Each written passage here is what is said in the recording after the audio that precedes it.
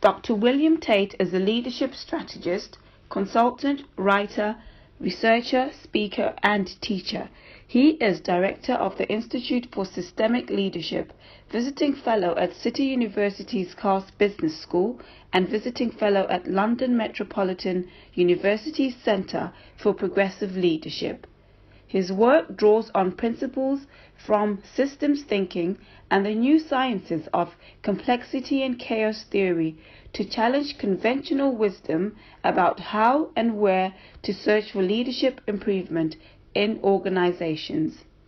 William is a prolific author, having written over 40 books, articles, papers, case studies, and toolkits. Please help us welcome Dr. William Tate.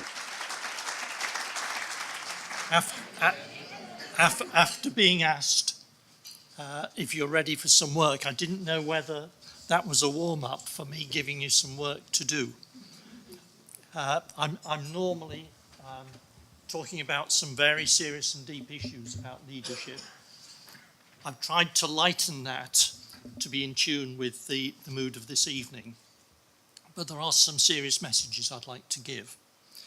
But having seen that little introduction, I am reminded of something, and that's when people are introduced to Prince Charles, he teases them, and what he says is, the person beside them, he says, "Do you know this person?" And that is designed to question whether they should be being presented to him. That's a lovely little video. Did I recognise that person? It was certainly something to live up to. So we're going to come to it won't be work. If anybody is seriously interested in what I say, then there's some transcripts available. But this is a great evening and a great honour to be asked to speak to you, and I'm very grateful to Vongai for giving me this opportunity. Thank you, Vongai. I don't think there's any doubt that there's a huge amount of both interest and need at the moment for leadership and for better leadership and for different leadership. And when I listen to the radio in the morning, and it's often very early in the morning because I don't sometimes sleep that well, but when I listen to the radio, I'm listening for the issues that imply there is a need here for leadership. So what were today's top media stories? The first I heard was the Metropolitan's police leadership being criticised for failing for years and years in its child protection role. And the second I heard was a failure of the leaders in Football Association for managing their coaches and for the scandals of sexual abuse in that field as well. And I hear those and I think, what was leadership doing? What was leadership needing to do? We can't help but be aware of what's been happening with the election of Donald Trump. That raises issues about leadership in the United States and about the electoral process of leaders. And we have, in this country, we have the Brexit, the referendum and Brexit, and that raises leadership issues, and I'll touch on one or two of these. And some of these issues, both in the United States and here, seem to me to be almost the antithesis of leadership, because what they seem to be doing is concentrating, to my mind, and this may seem a bit controversial, to be trying to put the clock back. And I'm aware that we put the clock back an hour only less than a month ago. And a lot of leadership effort seems to go in trying to put the clock back a lot further than it would be going back. But there is a place for the past, there is a place for nostalgia. I love that aphorism, nostalgia isn't what it used to be. And I sometimes feel that way. And that's probably true. We all probably have something we hanker after from the past. And for me, it's a time when we didn't have to put a price on everything. Everything seems to be monetized. And if we could put the clock back, I would love to do it in that respect. But there's an awful lot happening in the world. Just think Syria, think of populations on the move, think of global warming, think of growing nationalism, think of what's been happening internationally with banks. Then, as I mentioned, there's Brexit, there's the NHS and budget issues and budget cuts and efficiency savings. And there's all these things going on, and we have to accept that a lot of things that are going on can't be stopped. You can't stop globalization, robotics, that's a big thing that's happening, going to be happening to us. Mass population movements. We can't stop technology. Each successive generation sees things differently and changes society's attitudes. So I'm suggesting we need a view of leadership which is forward-looking and is progressive. And one of the things I've been part of is the Centre for Progressive Leadership, which is a way of looking at a model of leadership which is very forward-looking and modernistic. And I think it's because of some of these things that we need different and better leadership. But what is that? I think we naturally tend to think of leadership as something undertaken by individuals, individual leaders, often those people who are in high positions of authority.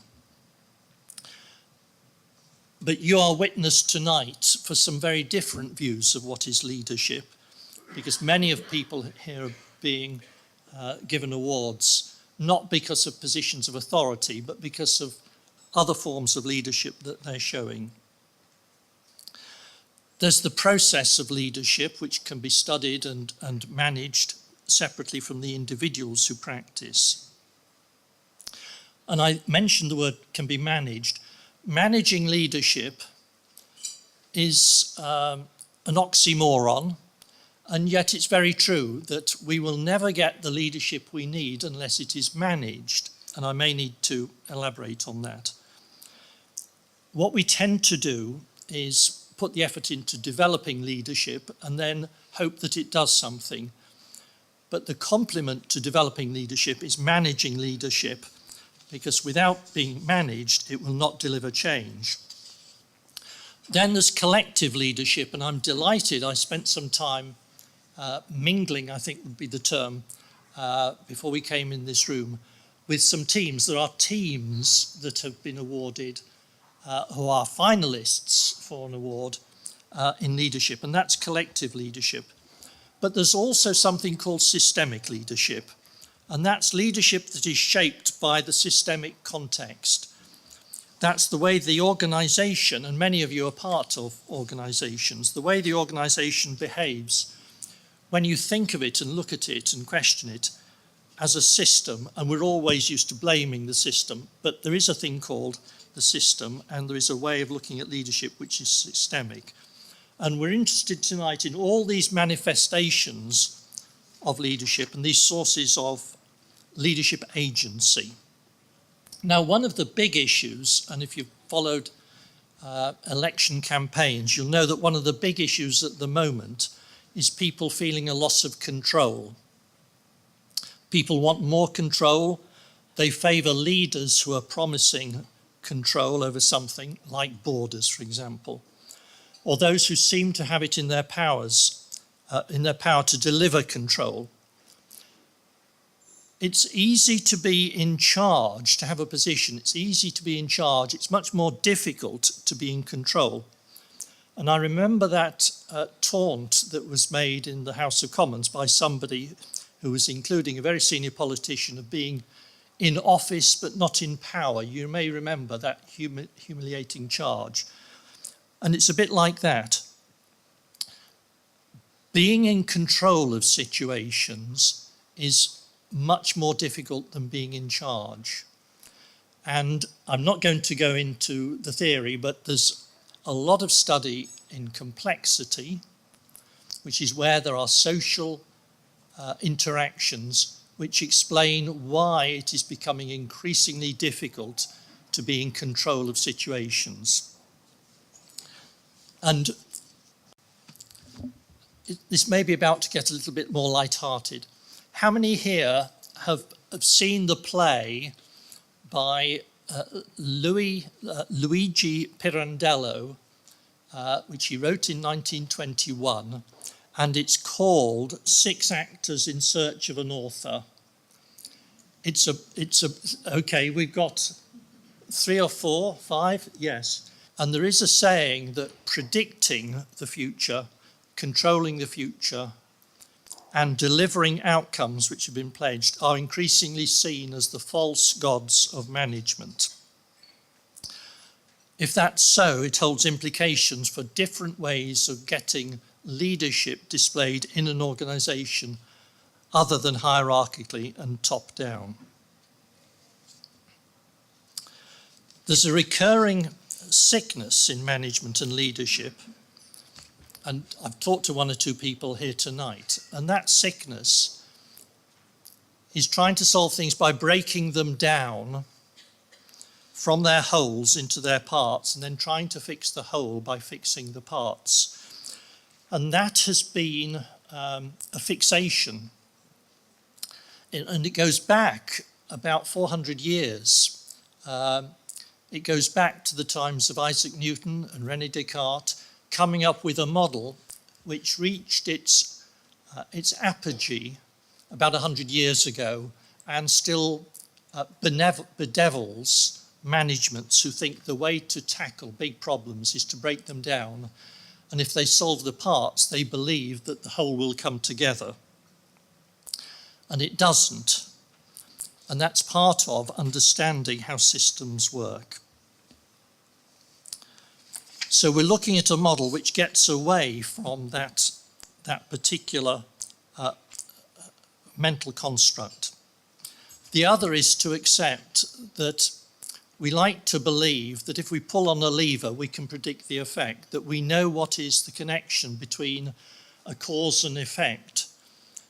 And increasingly, we're having to admit that we don't know what happens and what connects causes with their effects. But they don't work in a neat linear way. And the reason they don't work in a neat linear way is because of you and me and people. People get in the way. We all have very different experiences, different thoughts, different emotions, different needs, different wants, different opinions. And all of these thwart any attempt to say, I can predict if I pull on this lever, I know what effect it will have. So we're having to move away from believing that cause and effect can be conveniently connected.